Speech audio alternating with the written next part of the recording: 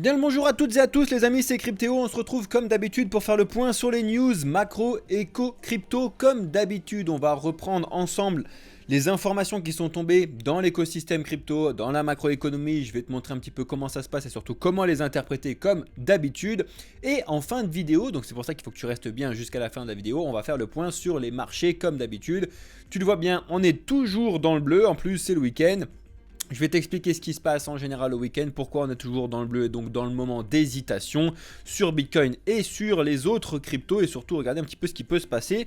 Le halving arrive vraiment très vite, hein. On est à 2 semaines du halving maintenant, donc on va discuter de tout ça ensemble. En attendant, let's go, place à la vidéo et aux news jingle.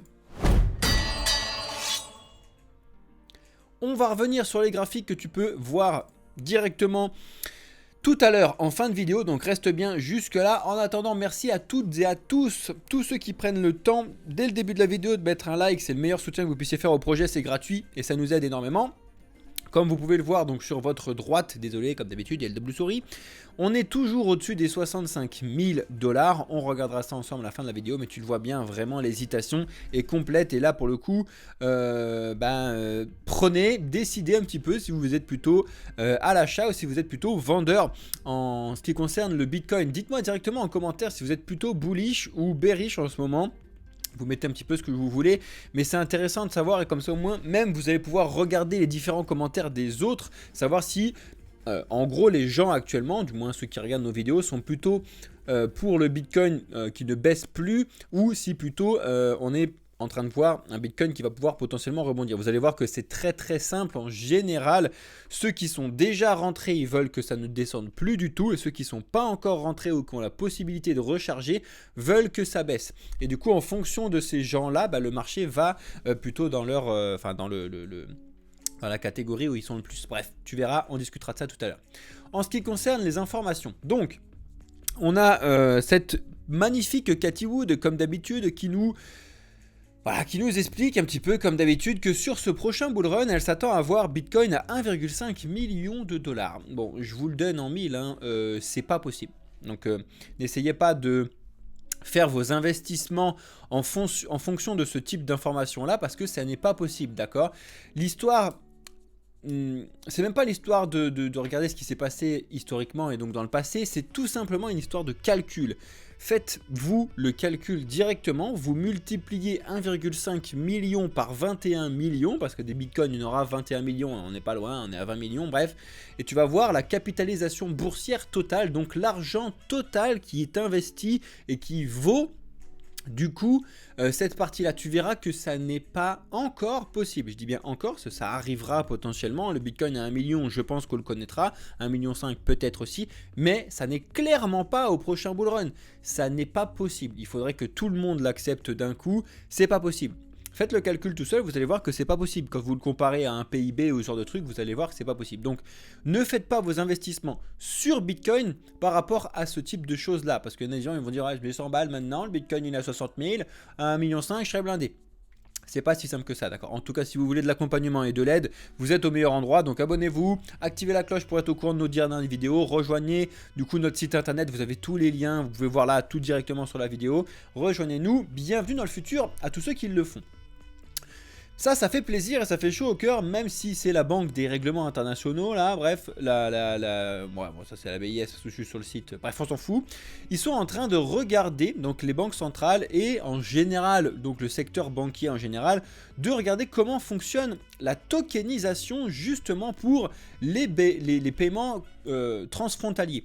Alors ça, je vous l'ai déjà dit, la tokenisation en général est donc... la technologie apportée par du coup les NFT, hein, parce que la tokenisation c'est ça, hein, c'est de pouvoir catégorifier du coup sur la blockchain quelque chose de réel et de le mettre sur la blockchain pour pouvoir permettre les vérifications, etc. Donc c'est la technologie des NFT. Maintenant tout fout ça sur tokenisation parce que les gens ils aiment pas le mot NFT, mais c'est des NFT derrière, bref on s'en fout, parce que NFT c'est juste un non-fungible token, c'est pas une image de singe obligatoirement, bref. Il y a plein de choses à mettre un petit peu là-dedans. Et la tokenisation, comme je vous l'ai déjà dit, c'est une vraie révolution technologique. Ça sert réellement à quelque chose et on peut vraiment faire de très belles choses avec. Même les banques, elles s'en rendent compte, peut-être un peu tard, mais bon, affaire à suivre. En ce qui concerne Bitcoin, il y en a certains que ça inquiète, il y en a d'autres que ça réjouit. Donc c'est la courbe en bleu foncé là qu'il faut regarder, parce que ça c'est la détention des bitcoins présents sur les exchanges centralisés, donc les SEX. C'est un jeu de mots. Et donc vous voyez que depuis janvier 2023, et donc en général depuis toute l'année 2023, on va dire allez janvier-avril, on a fait que de voir une baisse sur cette partie-là. Qu'est-ce que ça signifie? Ça signifie du coup que les gens ont plus ou moins confiance en Bitcoin long terme et donc ils retirent leur Bitcoin des exchanges centralisés pour pouvoir les gérer eux-mêmes. D'accord? C'est vraiment ça que ça veut dire. C'est très très important et on rentre potentiellement dans quelque chose qui est dans les valeurs de la blockchain, à savoir de pouvoir se débrouiller tout seul et ne pas dépendre d'un tiers au milieu. Donc c'est une bonne nouvelle en ce sens-là. Par contre, voilà, il faut quand même mettre un petit peu je trouve pas mes mots aujourd'hui, des paliers entre se réjouir, être stressé, etc., parce qu'on est encore à des années-lumière à ce que les gens comprennent réellement comment on utilise des wallets et comment on se sert de tout ça. J'ai encore quelqu'un qui est arrivé sur le Discord qui pose des questions qui sont vraiment très très intéressantes et on voit justement qu'il y a encore des lacunes sur la technologie et sur l'éducation. Parce que par exemple bête, mais la différence entre les clés privées et les clés publiques, ça, pas tout le monde l'a encore compris. Et du coup, il y a beaucoup de hackers et beaucoup de gens qui arnaquent, qui s'en servent. Non, mais donne-moi ta clé privée, t'inquiète, la clé privée, on s'en fout, c'est parce que machin. Non, on s'en fout pas du tout, tu vois. Donc il faut vraiment faire très très attention. Et comme d'habitude, le plus important, c'est l'éducation. En tout cas, pour tous ceux qui veulent s'en occuper eux-mêmes, c'est l'éducation. Pour tous ceux qui veulent faire de la délégation, c'est encore autre chose. Mais il faut être conscient de là où vous avancez et de comment ça se passe. Là, de toute façon, les semaines à venir vont arriver le halving, donc il va vraiment falloir surveiller de très très près ce qui va se passer. Vous le savez en ce moment et depuis une semaine, je fais que de vous parler de ça dans les informations. Il y a beaucoup de choses qui tournent au sujet des stablecoins. Cette fois-ci, c'est Sony qui rentre du coup potentiellement dans l'étude de proposer son stablecoin et c'est beaucoup Polygon qui ressort. On voit beaucoup la blockchain Polygon qui ressort vraiment pour pouvoir supporter certains petits stablecoins qui se lancent. Il y en a d'autres, hein. Tu vas voir que je vais donner une autre information tout à l'heure sur le stablecoin, mais voilà. Est-ce que c'est une bonne idée d'avoir 50 milliards de stablecoins? Je ne pense pas. D'en avoir plusieurs, oui, mais 50 000, non. Après, est-ce qu'on a trouvé le bon stablecoin encore? Je ne pense pas. Donc, vous savez que le problème des stablecoins, c'est là la décentralisation. Tous les stablecoins sont très, voire trop centralisés, et c'est un vrai problème. Je vous montre beaucoup de graphiques aujourd'hui, mais c'est parce que c'est des choses qui sont importantes. Quand vous voyez ces news là, il faut savoir les interpréter et c'est ce que j'essaie de vous apprendre. Après les news, vous les comprendrez un petit peu comme vous voulez. Donc dans ce graphique là, il y a pas mal d'informations et surtout ce qu'il faut que vous regardiez, donc c'est les barres en rose là derrière qui représentent le Bitcoin face au S&P 500 américain. D'accord? Donc en fait, comment vous lisez ce truc là? Si on est proche de 0, ça signifie que peu importe ou à la hausse ou à la baisse, on a le Bitcoin et le S&P 500 qui font la même chose, à la hausse ou à la baisse, d'accord? Quand on l'a très fort vers le haut, ça veut dire qu'on a Bitcoin qui surpasse le S&P 500, donc qui est beaucoup plus fort que lui, mais qui est décorrélé, et inversement quand ça passe en dessous, d'accord? Donc là, on est repassé en dessous, voir qu'est-ce que ça signifie, et en général, il faut regarder du coup un petit peu le passé, qu'est-ce que ça nous dit. Donc le passé, ça nous dit que du coup, avant un vrai bull run de 2017, on était en dessous. Avant le bull run de 2020, on était quand même, de 2021, on était quand même en dessous. Après, on était fortement remonté. Mais après, c'est plus ou moins aussi face à ces crises-là aussi qu'il faut regarder, tu vois. 2019, j'avais expliqué aussi ce qui se passe. 2015, bref. C'est assez intéressant de regarder ce qui se passe quand on est en dessous pour pouvoir comprendre comment ça fonctionne. Après, tu te doutes bien qu'on a des gros moments en haut quand on est en bull run. Tu vois, 2017-2018, hein, c'était au tout début, on était très très fort. 2019, on avait une partie qui était forte, parce que je vous l'ai déjà montré. Et 2021, vraiment, quand on a connu ce gros bull run en double partie, c'est pour ça qu'on a un petit trou au milieu. Bref, qui était très fort. Et 2022, ce qui est intéressant, c'est que c'était toujours très très fort, alors que on avait eu le Bitcoin qui avait chuté. Regardez un petit peu, voilà, vous avez le graphique dessus, c'est assez drôle. Bon, là c'est le Covid, donc forcément. Mais bon, bref, ça, passez un peu de temps sur ce type de graphique-là, essayez de comprendre quand on a une vue vraiment globale, ça vous donnera une information macroéconomique, vraiment long terme de compréhension des marchés, de comment ça fonctionne. Ça, c'est vraiment très très important, d'accord? Bref, je ne vais pas rester 50-50 dessus, mais je voulais vous le montrer, je pense que c'est vraiment très important. C'est celle-ci la deuxième information que je voulais vous montrer sur les stablecoins, et ça peut faire beaucoup de bruit parce que vous savez que j'adore l'écosystème Cosmos personnellement, donc des fameux Layer 0, mais celui-là vraiment je l'aime beaucoup parce que sur le développement, quand tu vas chercher un petit peu les valeurs et tout derrière, elles sont vraiment très intéressantes. Bref. Je trouve aussi intéressant depuis un certain temps, je vous en ai déjà parlé, mais l'écosystème Frax, avec le Frax Finance, parce que c'est un écosystème, parce qu'ils ont un stablecoin, ils ont une DAO, etc. Regardez un petit peu cet écosystème, je le trouve assez intéressant. On est encore très très loin d'avoir un stablecoin AAA ou même d'avoir une solution qui a plu à beaucoup de monde parce qu'on est très très loin du Tether, de l'USDT, l'USDC, etc. Mais voilà, bref, en attendant, on a l'écosystème Frax qui arrive sur Noble et donc qui rejoint l'écosystème Cosmos. Donc pourquoi je vous dis ça et que c'est important? Parce que ça permettrait potentiellement, quand c'est construit sur Cosmos, de pouvoir faire de l'interopérabilité plus facilement que sur d'autres projets. C'est pour ça que j'aime beaucoup Cosmos et c'est pour ça qu'il faut vérifier un petit peu ce qui se passe sur l'écosystème. En tout cas, on vous tient au courant chez Blockchain Capital comme d'habitude. Alors ça, c'est une étude qui est intéressante, mais il faut quand même la prendre avec des pincettes. Voilà, avec le titre, voilà pourquoi la chute de Bitcoin pourrait bien continuer. En fait, ils se sont basés sur quelque chose qui est très intéressant actuellement, c'est la position des institutionnels. Vous savez qu'actuellement, ceux qui investissent sur Bitcoin, c'est pas à 100%, c'est pas vrai, mais quasiment que que des institutionnels via les ETF, etc. Et en fait, quand tu regardes le CME, donc la plateforme de réglementation d'options sur Bitcoin, bref, il y a un chiffre qui fait froid dans le dos selon eux. Il faut regarder, c'est que à l'issue du premier trimestre 2024, qu'on vient du coup de terminer, il y a quand même 16 102 positions vendeuses à découvert qui étaient détenues sur les contrats standards. D'accord? Et surtout, ce qui est important, c'est que c'était un niveau inégalé qui témoigne, du coup, selon ce qu'on t'explique dessus, de l'appétit féroce des investisseurs institutionnels, comme je te l'ai dit, pour les stratégies baissières sur le Bitcoin. Donc, ça signifie qu'il y en a quand même beaucoup qui se sont positionnés maintenant, donc au premier trimestre 2024, pendant qu'on était plus ou moins en train de monter et de s'envoler, hein, comme tu l'as vu, à prendre des grosses positions à la baisse, et selon eux, il va y avoir vraiment une chute sur Bitcoin ou un moment où ils vont pouvoir du coup prendre des bénéfices beaucoup plus bas.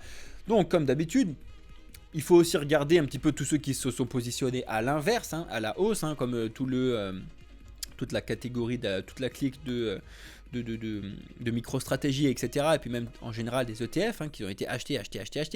Donc il faut regarder ce qui se passe. Et encore une fois, il faut regarder potentiellement les décalages. Mais là, surtout, ce qu'il va falloir surveiller sur chute ou reprise ou quoi, parce que là, je vous l'ai dit, vous le voyez en haut à droite, on est vraiment dans l'hésitation totale. Ce qu'il va falloir surveiller, c'est le comportement des institutionnels face à de la volatilité sur Bitcoin. Pour l'instant, on a eu certains petits pics de volatilité. Donc la volatilité, je rappelle, c'est l'écart de prix sur une période de temps. D'accord? C'est vraiment la différence entre les volumes. Les volumes, c'est vraiment le nombre d'échanges. En général, c'est très fortement lié. D'accord? Mais c'est pas la même chose. D'accord? La volatilité, une grosse volatilité, c'est que quand tu as sur une période de temps un prix qui a bougé énormément. Je te prends une volatilité sur 4 heures par exemple, et ben tu vas regarder ce qui s'est passé sur 4 heures. Est-ce que le Bitcoin il a bougé de plus, moins 20% ou pas beaucoup? Bref, alors que les volumes, il peut y en avoir beaucoup sur un truc. On s'en fout, j'espère que vous avez quand même compris la différence, à surtout pas confondre. Mais pour l'instant, et vous allez voir dans l'analyse tout à l'heure, il n'y a pas eu d'énormes écarts de prix depuis très longtemps sur Bitcoin. D'accord? Vraiment pas du tout. Et on ne sait pas comment va réagir du coup les institutionnels pour l'instant, que ce soit à la hausse ou à la baisse, hein, d'accord?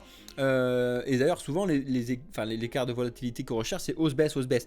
Et on ne sait pas comment vont se positionner les institutionnels maintenant, parce qu'ils viennent d'arriver, d'accord? Nous historiquement, quand je dis nous les retail, un peu monsieur et madame tout le monde, on sait, il y a beaucoup eu de panique, etc., de panique sell. Donc de la vente en panique, oh, attention ça va péter, ça va péter, ça va péter. Maintenant la différence c'est qu'on sait que Bitcoin il est très ancré, alors qu'avant il y avait encore beaucoup, du coup à la bouche de tout le monde, la possibilité que Bitcoin fonctionne plus, tu vois, ou que ça n'existe plus. Il faut quand même pas oublier une chose très importante, c'est que Bitcoin en valeur il est devant tout le monde, mais la technologie Bitcoin a été dépassée depuis très longtemps. Il ne faut quand même pas non plus le négliger hein, sur la partie scalabilité, etc. Par contre, en termes de solidité psychologique, c'est devant tout le monde. En termes de fonctionnement, c'est devant tout le monde. Et en termes de décentralisation, on est devant tout le monde grâce au minage. Par contre, en termes de scalabilité, on a été amélioré sur certains trucs. C'est pour ça aussi qu'il y a certains projets qui sont des améliorations Bitcoin qui ne sont pas à négliger, type le Kaspa et ce genre de projets-là qui font beaucoup de bruit parce qu'en fait, ils se disent Bitcoin killer et ce genre de choses. Le Bitcoin, selon moi, sera toujours intéressant, un peu comme les l'or, une valeur refuge. Bref, affaire à suivre. En tout cas, si ça vous intéresse, vous avez pas mal d'informations et je vous les tiens chez Blockchain Capital comme d'habitude. On continue et je voulais vous parler ou vous reparler, je crois que j'en avais déjà parlé, de la plateforme Gaming.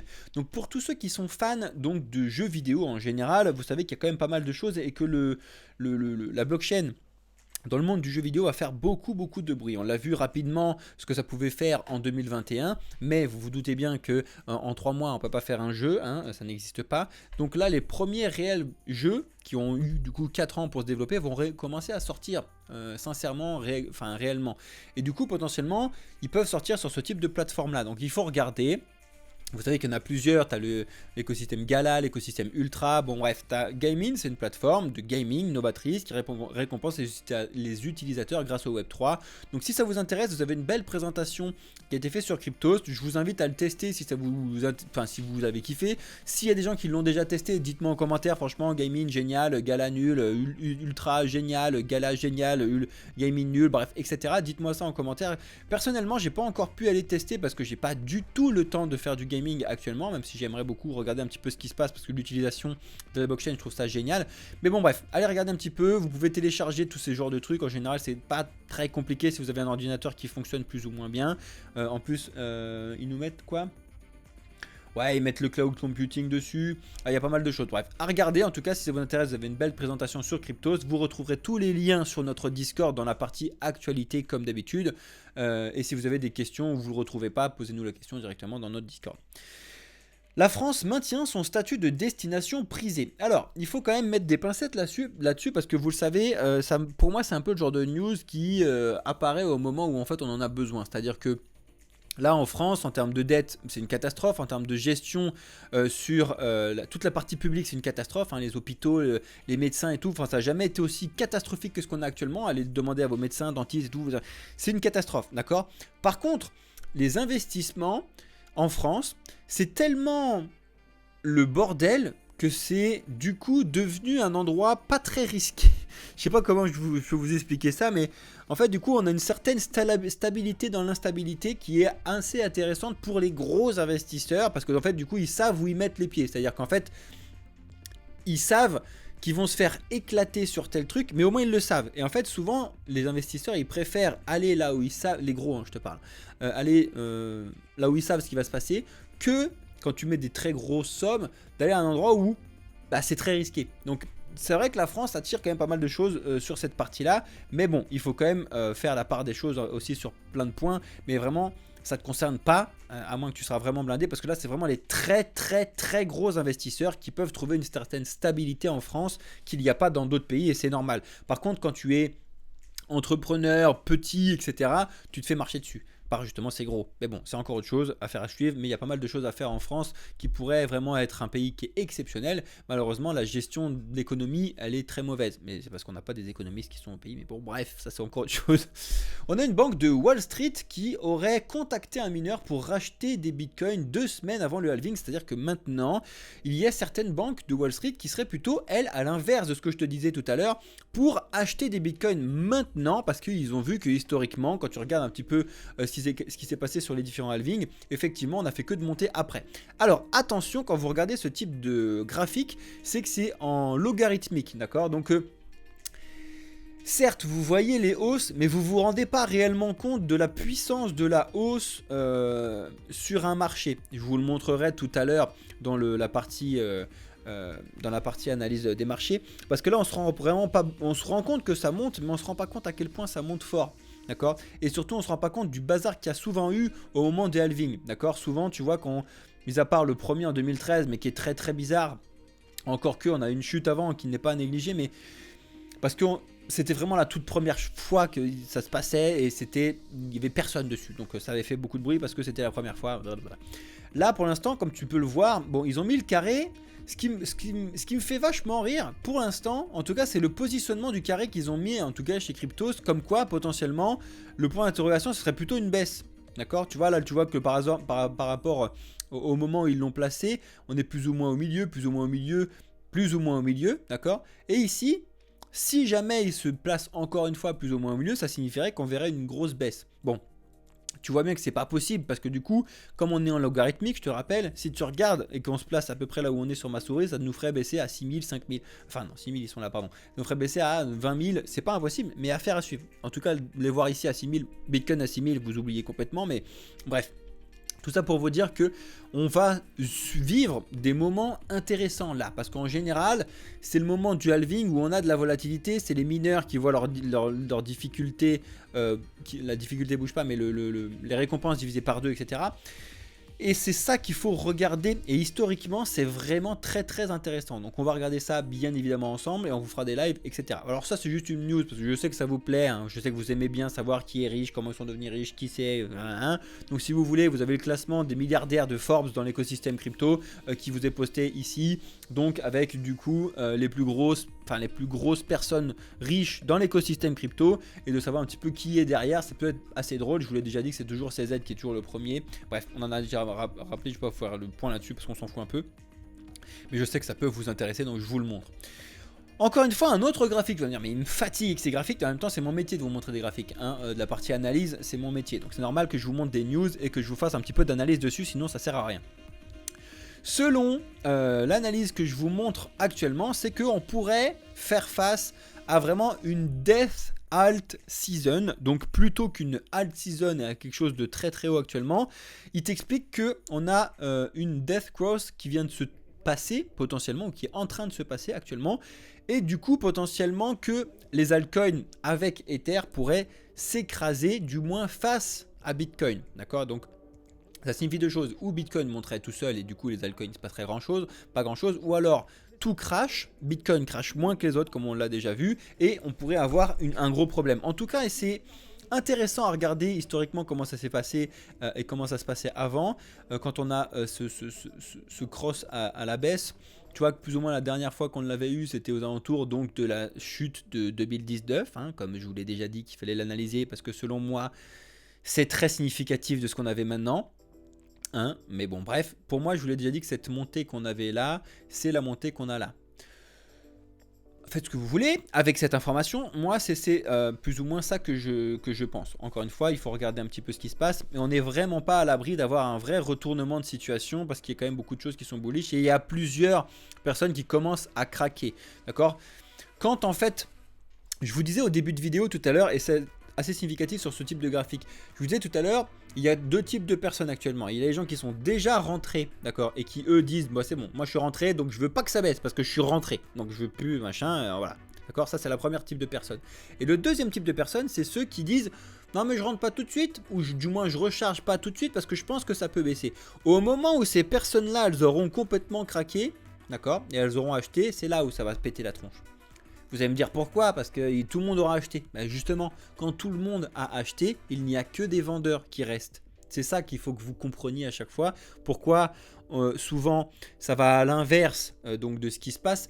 C'est tout simplement parce que quand tout le monde a acheté, ou du moins quand il n'y a que des acheteurs, il y a du coup la place uniquement pour des vendeurs. Et donc ces acheteurs-là vont devenir vendeurs. C'est-à-dire que tu prends 10 personnes qui vont acheter un truc, une fois que les 10 personnes elles ont acheté le truc, et ben il n'y a que des personnes qui vont pouvoir vendre, parce qu'ils ont tous acheté le truc.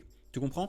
Donc pour l'instant, ce que je te dis, que les deux personnes, celui qui a déjà acheté, il est déjà acheté. Mais ceux qui n'ont pas encore acheté, quand ils auront acheté, il va y avoir que du coup des gens qui vont pouvoir vendre. Et c'est cette partie-là qu'il faut étudier et qu'il va falloir regarder sur la partie institutionnelle surtout. Parce que je vous l'ai dit, les institutionnels, le bag qu'ils ont, à un moment, ils vont avoir acheté tout ce qu'ils voulaient acheter sur la partie Bitcoin maintenant, sur les ETF. Donc, il va falloir qu'à un moment, ça tombe. D'accord? Et c'est à ce moment-là, il va falloir voir comment ça se passe. On verra bien. En attendant, n'ayez pas peur. Tous ceux qui sont sur Bitcoin, sur le long terme, en vrai, on s'en fout. D'accord? C'est juste que il va savoir, il y aura peut-être un point un peu plus bas, mais on s'en fout. parce que sur le long terme, ça va monter. Et ça va monter très très haut, d'accord? Mais pour l'instant, c'est pas grave. Donc encore une fois, n'essayez pas de dire que je suis permabère ou je sais pas quoi, là, que vous me dites en commentaire. Le long terme, c'est vraiment très très très très bien.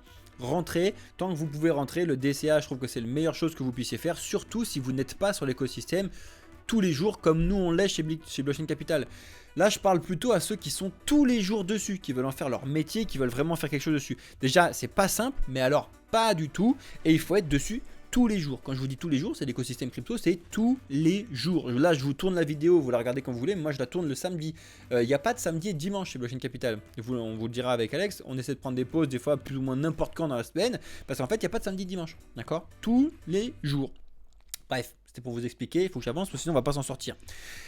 Certains expliquent que du coup, les projets d'intelligence artificielle dans l'écosystème crypto pourraient tuer l'écosystème. Alors, je m'explique et j'explique un petit peu ce qui se passe actuellement. C'est qu'en fait, il y a tellement d'ambition dans l'intelligence artificielle actuellement que pour pouvoir subvenir à ces ambitions, il faudrait investir plus que la market cap actuelle dans des cartes graphiques en gros. D'accord ? Comprends un petit peu l'idée, c'est-à-dire que l'intelligence artificielle ne fonctionne que et uniquement que quand tu as des calculateurs qui vont faire les calculs dessus. Donc c'est des gros serveurs, c'est des cartes graphiques pour pouvoir faire la décentralisation, c'est des CPU, bref, tout ce que tu veux.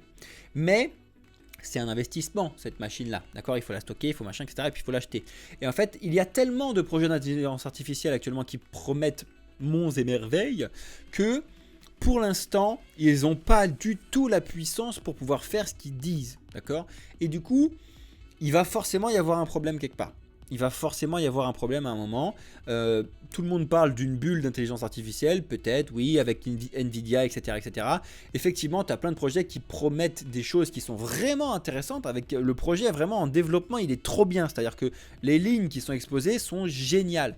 Mais pour pouvoir subvenir à ça, il faut acheter le matos. Le matos, il y a du temps pour le développer. Et surtout, il faut un investissement pour l'acheter ce matos. Il y a un moment, il va y avoir un problème. Il y a un moment où il va y avoir un problème. Bref. Regardez un petit peu ce qui se passe, mais vous avez un petit peu de comparaison. Et franchement, cette étude sur Coindesk, elle est géniale, je trouve, sur tout ce qui se passe dans l'intelligence artificielle. Alors ça, je vous le montre juste rapidement si jamais ça vous intéresse. On a KaiPay qui est sorti sur Alkipay. Voilà, bon, c'est encore une solution de paiement et de choses comme ça pour pouvoir un petit peu apporter l'écosystème crypto à monsieur et madame tout le monde. Si ça vous intéresse, regardez-le. Sinon, passez. On continue avec la Russie qui vraiment est tranchante sur la partie BRICS. Actuellement, la Russie, ils ont expliqué qu'ils allaient faire que d'acheter de l'or et des monnaies internationales et qu'ils allaient en engranger. Parce que selon eux, il va y avoir une chute du dollar. Blablabla. On verra. Mais vous savez qu'en général, à chaque fois, les gens, les grosses... gouvernements là, ils achètent de l'or et en général quand ils en ont acheté énormément, historiquement parlant, c'était ce qui se passait avec une crise. Vous allez me dire mais il parle tout le temps de crise lui, mais en même temps c'est parce qu'on n'en a pas eu depuis un certain temps et que quand tu étudies l'histoire de la monnaie, tu vois que les moments où les banques centrales accumulent de l'or, c'est parce qu'elles savent que on peut pas faire que de monter et qu'il y a un moment où il va y avoir de l'explosion et au moment de cette explosion, eux ils vont avoir besoin de réinjecter de l'argent et pour pouvoir réinjecter de l'argent le plus sainement possible, il faut qu'ils aient les valeurs derrière qui le valorisent, à savoir en général de l'or et du coup ils peuvent le réinjecter plus facilement.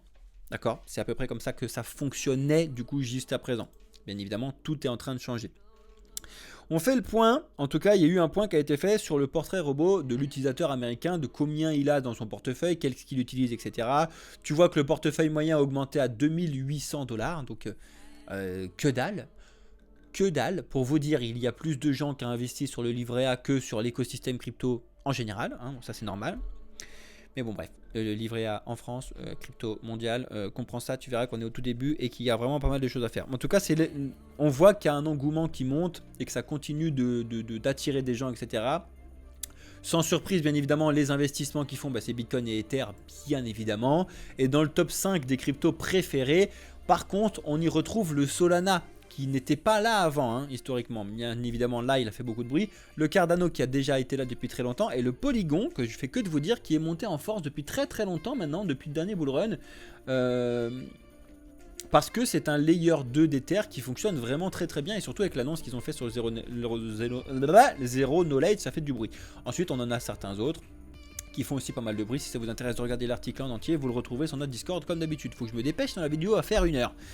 Ensuite, ça c'est quelque chose, et on finit sur ces news là, après je vais vous faire le point sur le marché, mais actuellement, et enfin j'ai envie de te dire depuis une semaine, la market cap des meme coins baisse. Mais je vais te montrer quelque chose d'important. Elle baisse là depuis une semaine à peu près, donc on a peut-être passer un petit peu le pic des meme coins, ou alors c'est juste une respiration pour mieux sauter. Mais si tu regardes un petit peu, ce que j'adore faire, c'est que donc tu vas sur CoinMarketCap, tu prends n'importe quel meme coin, tu cliques sur la catégorie meme coin, tu retombes du coup sur tous les meme coins que tu peux, et du coup tu vas retrouver la capitalisation de marché. Sachez quand même qu'il y a 58 milliards de dollars d'investis sur les meme coins aujourd'hui. Moi je me suis dit tiens, c'est intéressant de le comparer avec le premier trimestre de 2024. Donc qu'est-ce qui s'est passé en janvier 2024? On en était où en janvier 2024? Eh bien sachez que vous pouvez utiliser Wayback Machine. En janvier 2024, on avait à peine 19 milliards sur les shitcoins, d'accord? Et tu regardes, c'est intéressant de regarder ce qui se passe. C'est qu'on avait en top 10, en gros, le Dodge, le Shiba, le Bonk, le Pep, le Dog, le Floki, Memecoin, ERC20. Allez, on va s'arrêter là. On a fait quoi? 3 et 3, 6, 7, 8, d'accord? Et quand tu regardes ce qui se passe dessus, Dodge, Shiba, Dog, Pep, Floki, et on en a certains qui arrivent, le Bonk, le même, Cat in a Dog's World, bon, ça me fatigue ce genre de truc éclaté. Après tu vois c'est une note, c'est pas forcément, je les ai pas la catégorie, bref on s'en fout. Après le même est toujours là, on a du Brett, de Degen, ouais le Degen, bon bref on s'en fout. Tout ça pour vous expliquer qu'il y a quand même énormément, on parle de quasiment 40 milliards de dollars qui ont été mis sur les mêmes coins en seulement 3 mois. D'accord, même si là on a eu une baisse cette semaine, on a quand même énormément d'argent qui sont injectés sur quelque chose qui n'a pas du tout de valeur. Que dalle. 40 milliards, c'est beaucoup. Si tu mettais 40 milliards sur un projet qui vaut le coup, comme Cosmos, ou comme Polygon, ou comme ce genre de projet, ça va leur faire quelque chose, beaucoup de bruit. D'accord? Donc il ne faut pas négliger aussi ce qui se passe actuellement, et que, comme d'habitude, une fois que tout le monde a acheté les mêmes coins, il n'y a que des vendeurs. Comme d'habitude, faites un petit peu d'analyse, un petit peu sur ce qui se passe là-dessus. Bon, bref, comme d'habitude, on continue. L'indice de Fear Greed Index sur Bitcoin est toujours très très haut. Ensuite, je vous dis de surveiller aussi les entrées-sorties sur les ETF. Bon, vous savez qu'il n'y a que des sorties sur le GBTC comme d'habitude. On a une semaine qui est plus ou moins bien passée. On a mieux fini la semaine avec quand même des entrées. Mais on est quand même très très loin des semaines dernières où on avait de très très grosses entrées. Donc là, vraiment, on signifie que peut-être on est arrivé sur un plat. On va voir ce qui va se passer la semaine prochaine. Et surtout avec les résultats macroéconomiques. Justement, sur la macroéconomie, c'était le NFP. Ce vendredi, et du coup on avait des informations qui sont assez intéressantes, c'est à dire que le chômage a baissé plus que ce qui était attendu, enfin il était attendu à flat et on a baissé de 0,1%, et du coup on a plein de thunes qui a été réinjectées. Alors c'est très mauvais dans le sens où ce sont des chiffres d'inflation ça. Pourquoi? Parce qu'en fait les gens quand ils ont de l'argent ils achètent, et quand on achète et ben l'inflation monte. C'est aussi simple que ça. Donc c'est vraiment... Ça paraît être des bons chiffres, tu te dis ouais c'est bon, le chômage il baisse et tout, les gens ils vont travailler, c'est génial. Dans ce sens là oui c'est génial, mais le problème c'est que ça injecte beaucoup d'argent du coup dans l'économie, enfin dans le truc, et du coup ça fait monter l'inflation. Or là il faut surtout pas que l'inflation elle continue de monter, parce que les banques centrales et surtout la banque centrale américaine, elle essaye de faire ce qu'elle peut pour pouvoir la faire baisser. Donc là il va vraiment falloir surveiller ce qui va se passer au prochain FOMC comme d'habitude. Donc en ce qui concerne les cryptos, effectivement, on est dans le bleu comme je vous l'ai dit. Sur le jour, par contre, on a certains gros projets qui font du bruit, notamment le ENA. Il faut que vous regardiez ce qui se passe sur le ENA. Je vous l'ai balancé, et surtout sur les premiums, il y a de cela une semaine avant qu'il soit lancé. Félicitations à ceux qui sont rentrés dessus. Bref, le Pendle, on en a parlé avec les premiums aussi. Ordi qui refait du bruit de nouveau. Le CKB qui fait du bruit. Ça faisait très longtemps le Nervos là qu'ils n'avaient pas fait beaucoup de bruit. Assez intéressant. Le W qui reprend alors qu'il avait connu le wormhole là, une entrée là catastrophique. Bref, et on a certains trucs qui remontent, etc. Affaire à suivre. En attendant, quand tu regardes un petit peu les marchés de plus près, donc c'est ce que je vous disais tout à l'heure, je vais pas vous le répéter 50 milliards de fois, le Bitcoin, on est sur une lumière bleue parce qu'il se passe pas grand chose, toujours entre 63 et 73, depuis le mois de mars, vraiment, là on est sur vraiment quelque chose de... où on stagne complètement. La dernière fois qu'on avait fait plus ou moins ce truc-là, c'était en décembre, d'accord, décembre plus ou moins janvier. Et après, on avait eu des news qui avaient fait monter ce truc-là. Là, il va falloir voir, parce que on peut pas rester là indéfiniment. Il y a un moment où on va ou péter ou s'écraser. Mais il y a forcément un truc obligatoire qui va se passer. D'accord? Ou on va faire comme ça et on va continuer de monter parce que Bitcoin ferait que de monter. Peut-être. Ou alors, au contraire, on va aller fermer les gaps qu'il faut, selon moi, aller refermer. Donc déjà, les 51 000. 43 000, etc., etc. Et du coup, les différents points que je vous ai mis bleus qui sont très très importants à surveiller. On verra tout ça comme d'habitude, on vous tiendra au courant. Donc, il n'y a pas forcément plus de choses à dire sur Bitcoin. Il faut surveiller ce qui va se passer en termes d'annonces macroéconomiques parce que maintenant, pour l'instant, c'est ça qui drive un peu le marché. Ether, il se passe rien. Ethereum face à Bitcoin, bah, je vous l'ai dit, on est en train de creuser au sous-sol. Hein, donc, ça, c'est significatif aussi de ce que je vous disais tout à l'heure. Donc on va presser 50 ans là-dessus. Le Solana, s'il veut bien s'afficher, lui aussi, hein, il est toujours en train d'hésiter entre 163 et 205. Et c'est pareil, d'accord, c'est où on va exploser et passer au-dessus, où on va aller fermer du gap en dessous, notamment le gap psychologique des 100 à voir. ADA, il est en dessous du 0,59 et pour l'instant, il ne se passe rien. Par contre, je vous avais annoncé, c'était quand? Jeudi, quand on était ici. Donc félicitations à tous ceux qui l'ont fait, mais jeudi...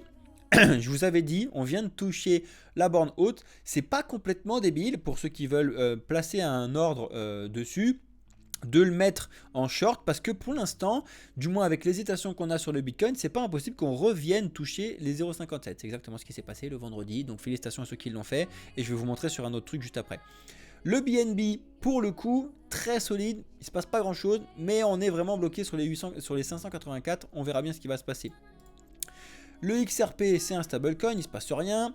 Avalanche, Polkadot et Atom, il ne se passe pas grand chose. Notre petit Venom qui vient d'arriver regagne un petit peu de puissance, mais il ne se passe pas grand chose. Donc c'est le dernier layer 0 en marche. Le Matic, il ne se passe rien aussi. Vraiment, quand je vous dis qu'il ne se passe pas grand chose, pour l'instant, c'est assez calme. Au sujet des mêmes coins, et ben du coup, on respire un petit peu. Donc ça fait plaisir, ce que je vous disais tout à l'heure. Donc vraiment respiration par rapport vraiment au pic qu'on a eu du coup fin mars. On verra bien ça ensemble. Et c'est le Link. Le Link, je vous l'ai dit, la même chose jeudi à 18 h au moment où je vous ai tourné la vidéo. Je vous ai dit attention, c'est très intelligent de potentiellement jouer un rebond sur les 18. Je vous ai dit attention, bien évidemment, avec des gros risques comme partout, comme d'habitude. C'est juste que logiquement, là, vu qu'on est dans l'hésitation, hésitation signifie que bah, du coup, en fait, on a trouvé deux bornes et puis on va s'amuser entre. Par contre, il a été bien pire, entre guillemets, ou bien mieux pour tous ceux qui ont pris le short, que ADA, parce qu'il était vraiment, il a cassé les 17,57. Là, il va falloir surveiller en direct ce qui se passe, et c'est pas impossible. Vraiment pas, donc vous regarderez la vidéo au moment où vous voulez et puis on regardera ça ensemble. C'est pas du tout impossible que ce soit vraiment un signe de Go 15,9, d'accord? C'est pas impossible, on casse, on revient taper et on va à 15,9. On verra bien ce qui se passe. Il va falloir surveiller. C'est pas complètement débile. En tout cas, il n'y a jamais de conseils, on s'en fout, c'est pas l'idée. L'idée, c'est que je vous montre pourquoi en fait ce sont des zones qui sont importantes et ces points-là, vous auriez dû les mettre normalement, d'accord? Donc c'est vraiment des points à surveiller. Le Jupiter, il se passe pas grand-chose.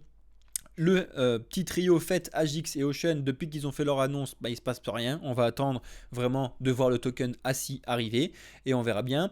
Ether.fi, elle respire, hein, donc le petit leader donc, du restacking. Le restacking, c'est vraiment quelque chose qui est assez nouveau, qui vient d'arriver avec Eigenlayer notamment, et ce sont des choses qu'il faut vraiment être à l'affût et comprendre comment ça fonctionne. Et le ENA que je vous disais tout à l'heure, pour l'instant, franchement, excellent investissement. Pour l'instant... Affaire à suivre, mais en tout cas, quand je vous en avais parlé, bah, on n'était même pas encore listé, donc on était en dessous des 0,3. Et bref, félicitations à ceux qui sont rentrés sur l'ENA, mais faites attention comme d'habitude, prenez des profits quand vous pouvez en prendre, parce que quand vous ne pouvez pas en prendre, bah, vous ne pouvez pas en prendre. Voilà les amis, merci à toutes et à tous, enfin tous ceux qui regardent la vidéo en entier, vous êtes les boss. Merci à ceux qui lâchent des commentaires, ceux qui like et bien évidemment bienvenue dans le futur à tous les nouveaux. Les amis, je vais vous laisser là pour cette vidéo. Je vous souhaite à toutes et à tous un excellent week-end. On se retrouve comme d'habitude sur cette chaîne et du coup j'ai un petit retard de petites vidéos parce que bref, j'avais ma chaîne à m'occuper cette semaine, souci, bref, elle va bien, mais bon, on s'en fout. Enfin, vous vous en foutez. Je vous souhaite à toutes et à tous un excellent week-end, excellente journée, soirée ou nuit, ça dépend quand est-ce que tu regardes cette vidéo. C'était Cryptéo pour la société Blockchain Capital. Ciao les amis!